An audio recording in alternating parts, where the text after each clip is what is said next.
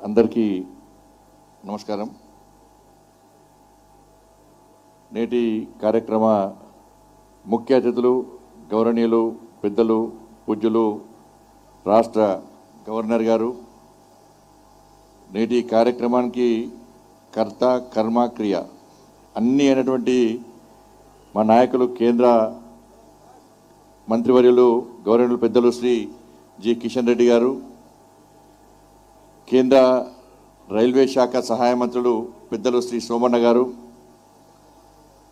స్థానిక పార్లమెంట్ సభ్యులు గౌరవనీయులు పెద్దలు శ్రీ ఈటల రాజేందర్ గారు, స్థానిక శాసనసభ్యులు పెద్దలు శ్రీ లక్ష్మారెడ్డి గారు, మాజీ శాసనసభ్యులు శ్రీ ఎన్విఎస్ఎస్ ప్రభాకర్ గారు, సుభాష్ రెడ్డి గారు, రైల్వే శాఖ గౌరవనీయులు జిఎం గారు, స్థానిక కార్పొరేటర్ శ్రీదేవి గారు, అదేవిధంగా మా అన్న పొగిడితే అప్పుడప్పుడు ఇబ్బంది అనిపిస్తుంది అన్నాడు, పోడుకోవద్దు అన్నాడు, వేరే పార్టీ ఉంటే పోగొడుకోవద్దు అన్నాడు.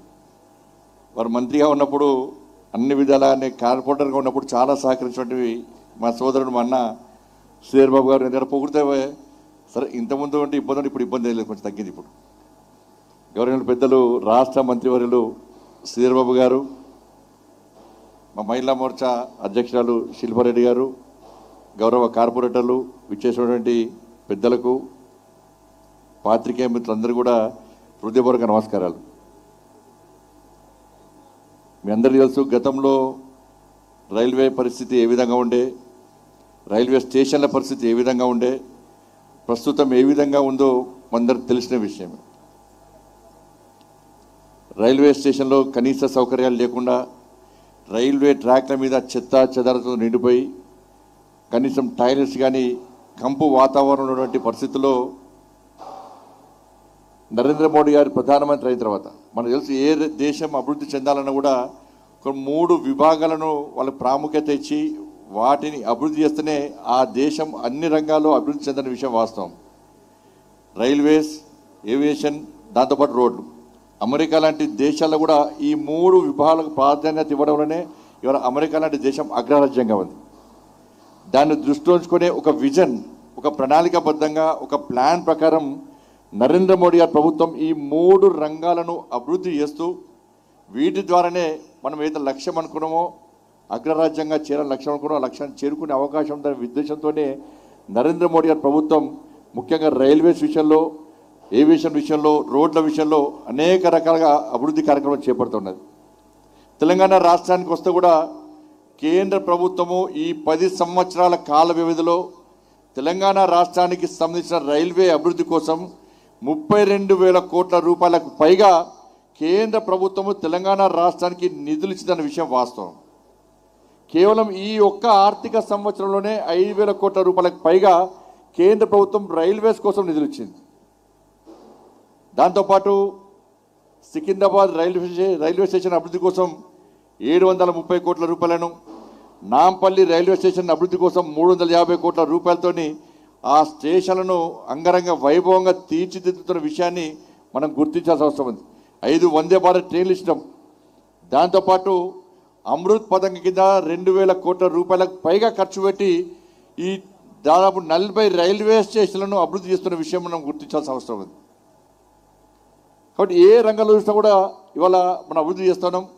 ఇవాళ ఈ చెర్లపల్లి టెర్మినల్, నాకు ఒక చిన్న సంఘటన గుర్తొస్తుంది. మా ఎన్విఎస్ఎస్ ప్రభాకర్ ఉన్నప్పుడు ఎమ్మెల్యే ఉండే. ఈ చెర్లపల్లి రైల్వే టెర్మినల్తో నాకు ఆయన గొడవైంది.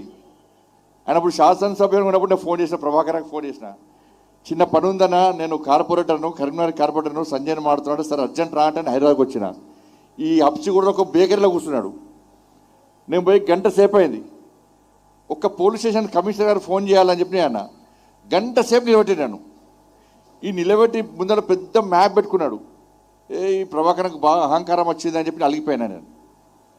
పోయినాక మళ్ళీ 2 అవర్స్ అతను ఫోన్ చేసి నాకు ఫోన్ చేసి అర్జెంట్ రా అని హైదరాబాద్ రానన్నా అని అలిగినా అని చెప్పి, లేదు భాయ్ సాబ్ మా దగ్గర చెల్లపల్లి టెర్మినల్ పెడుతున్నాం, మేము దానికోసమే చాలా సీరియస్గా ప్లాన్ చేస్తున్నాం, ఆ పెద్ద మ్యాప్ అదే, నువ్వు ఏమనుకోకు తిట్టుకోకు జల్ది రా అంటే మళ్ళీ వచ్చినట్టు. అంటే నాకు ప్రభాకర్ నిలబెట్టించింది చెల్లపల్లి టెర్మినల్ అయినప్పుడు. కాబట్టి అందుకే ప్రభాకర్ గుర్తొస్తూ ఉంటారు ఆ విషయంలో. కాబట్టి 430 కోట్ల రూపాయలతోని ఇవాళ అత్యాధునికమైనటువంటి ఇలా టెర్మినల్ మనం ఏర్పాటు చేసుకుని నిజంగా చాలా సంతోషం. ఎస్కలేటర్స్ కానీ ఇలా అన్ని రకాల సదుపాయాలతో ప్లాట్ఫామ్స్ కానీ అన్ని సౌకర్యాలు కల్పించడం నిజంగా చాలా సంతోషం. కాబట్టి కేంద్ర ప్రభుత్వము రాష్ట్ర ప్రభుత్వం కలిస్తేనే అభివృద్ధి సాధ్యం అనేది వాస్తవం. ఇప్పటి వరకైతే రాష్ట్ర ప్రభుత్వం సరే ఇంతవరకు సహకరిస్తున్నది. రాబోయే రోజుల్లో కూడా కేంద్ర రాష్ట్ర ప్రభుత్వాలు రాజకీయాలన్నీ పక్కబెట్టి సహకరిస్తుంటే ఇటువంటి అద్భుతమైనటువంటి బ్రహ్మాండమైనటువంటి అభివృద్ధి కార్యక్రమాలు జరగడానికి ఆస్కారం ఉంటుంది. నరేంద్ర మోడీ గారి ప్రభుత్వము తెలంగాణ రాష్ట్ర అభివృద్ధికి సహకరించడానికి పక్కా సిద్ధంగా ఉంది.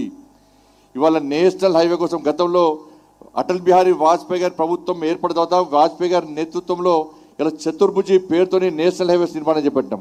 నరేంద్ర మోడీ గారి ప్రభుత్వం ఏర్పడిన తర్వాత నరేంద్ర మోడీ నేతృత్వంలో రైల్వేస్ కానీ ఏవియేషన్ కానీ ఇలా రోడ్స్ విషయంలో పక్కా సహకరిస్తున్నాం. తెలంగాణ రాష్ట్రానికి దాదాపు 1,00,000 కోట్ల రూపాయలకు పైగా నేషనల్ హైవేస్ కోసం ఇలా కేంద్ర ప్రభుత్వం సహకరిస్తున్నది. ఇలా గ్రామీణ సడక్ యోజన కింద రోడ్ల నిర్మాణం చేపడుతున్నాం. సిఆర్ఎస్ ఫండ్స్ కింద రోడ్ల నిర్మాణం చేపడుతున్నాం. కాబట్టి ఏ రంగంలో చూసినా కూడా రాష్ట్ర ప్రభుత్వానికి తెలంగాణ రాష్ట్ర అభివృద్ధికి కేంద్ర ప్రభుత్వం సహకరిస్తున్నది. రాబోయే రోజుల్లో కూడా రాజకీయాలకు అతీతంగా అందరం కలిసి సహకరించడానికి సిద్ధంగా ఉన్నాం.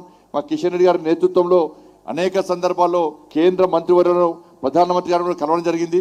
ఇంకా నిధులు తీసుకొస్తాం, ఇంకా తెలంగాణ రాష్ట్రానికి అభివృద్ధికి పక్కా సహకరిస్తాం. ఆ దిశగా మనందరం కూడా రాజకీయాలకు అత్యధికంగా కష్టపడి పనిచేయాల్సిందిగా మీ అందరికీ విజ్ఞప్తి చేస్తూ ఇంత బృహత్తర కార్యక్రమాన్ని ఇలా చర్లపల్లి టెర్మినల్ కార్యక్రమాన్ని ఇది దేశ స్వతంత్రం తర్వాత తెలంగాణ రాష్ట్రం ఏర్పడిన తర్వాత తెలంగాణ చరిత్రలో ఇంత అద్భుతమైన కార్యక్రమం జరుగుతుందని ఎవ్వరూ ఊహించలేదు. అటువంటి అద్భుతమైన కార్యక్రమానికి మాకు సహకరించే ఆశీర్వాదాలు చేసినటువంటి మా ప్రియతమ నేత నరేంద్ర మోడీ గారికి, అదేవిధంగా రైల్వే శాఖ మంత్రులు శ్రీ అశ్విని శ్రీవైష్ణవ్ గారికి కూడా తెలంగాణ రాష్ట్ర ప్రజల తరపున హృదయపూర్వక ధన్యవాదాలు తెలియజేస్తూ ముగిస్తున్నాను. భారత్ మాతాకి జై.